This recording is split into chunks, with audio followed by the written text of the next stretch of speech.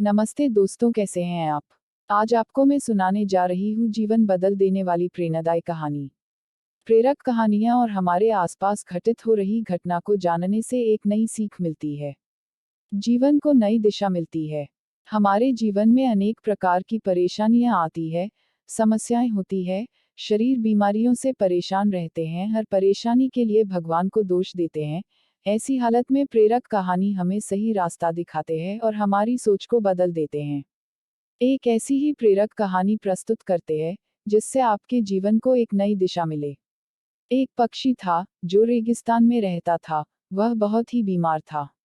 उसके पास कोई पंख नहीं था, खाने पीने के लिए कुछ भी नहीं था और न ही उसके पास रहने के लिए कोई आश्रय था। एक दिन एक कबूतर उधर से होकर गुजरा। उस बीमार और डहकी पक्षी ने कबूतर को रोका और पूछा कि तुम कहाँ जा रहे हो। कबूतर ने कहा कि मैं स्वर्ग जा रहा हूँ। बीमार पक्षी ने कहा, कृपया मेरे लिए पता करें कि मेरी पींगा कब तक समाप्त हो जाएगी। कबूतर ने कहा, निश्चित ही मैं पता करूंगा। कबूतर स्वर्ग पहुंचा और प्रवेश द्वार पर देवदूत को बीमार पक्षी का संदेश दिया। देवदूत ने कहा, पक्षी के जीवन में अगले 7 वर्ष तक इसी तरह कष्ट लिखा हुआ है। उसे ऐसे ही 7 वर्ष तक कष्ट भोगना पड़ेगा। कबूतर ने कहा कि जब बीमार पक्षी यह सुनेगा तो वह निराश हो जाएगा। देवदूत ने उत्तर दिया, उससे कहो कि इस वाक्य को हमेशा बोलता रहे। इस सब के लिए भगवान तेरा शुक्र है। वापसी पर जब वह बीमार पक्षी कबूतर से फिर मिला, तो कबूतर ने उसे स्वर्गदूत का संदेश दिया। 68 दिनों के बाद कबूतर जब फिर उधर से होकर गुजर रहा था, तब उसने देखा कि पक्षी बहुत खुश था, उसके शरीर पर पंख उगाए थे। उस रेगिस्तानी इलाके में एक छोटा सा पौधा लगा हुआ था। वहां पानी का एक छोटा सा तालाब भी बना हुआ था। चिड़िया खुश होकर चहचहा रही थी। कबूतर चकित था। देवदूत ने कहा था कि अगले 7 वर्षों तक पक्षी के लिए कोई खुशी नहीं होगी। इस सवाल को ध्यान में रखते हुए कबूतर स्वर्ग के द्वार पर देवदूत से मिलने पहुंच गया। कबूतर ने देवदूत से अपने मन में उठते हुए सवालों का समाधान पूछा।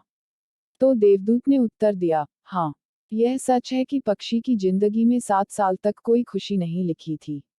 लेकिन क्योंकि पक्षी हर स्थिति में इन सब के लिए भगवान तेरा शुक्र है बोल रहा था, जब वह ऊँघ नहीं सकता था तो उसने कहा, इन सब के लिए भगवान तेरा शुक्र है।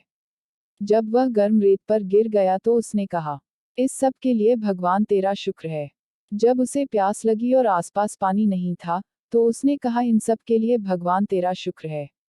जो भी स्थिति हो, पक्षी दोहराता रहा, इन सब के लिए भगवान तेरा शुक्र है, और इसलिए 7 साल 7 दिनों में समाप्त हो गया। जब मैंने यह कहानी सुनी तो मुझे बहुत अच्छा लगा। मैंने अपने जीवन के लिए सोचा, महसूस किया और इसे स्वीकार किया और अपने जीवन में इसको अपना लिया। इस सब के लिए भगवान तेरा शुक्र है। इसने मुझे मेरे विचारों को, मेरे जीवन में बदलाव लाने में मेरी मदद किया।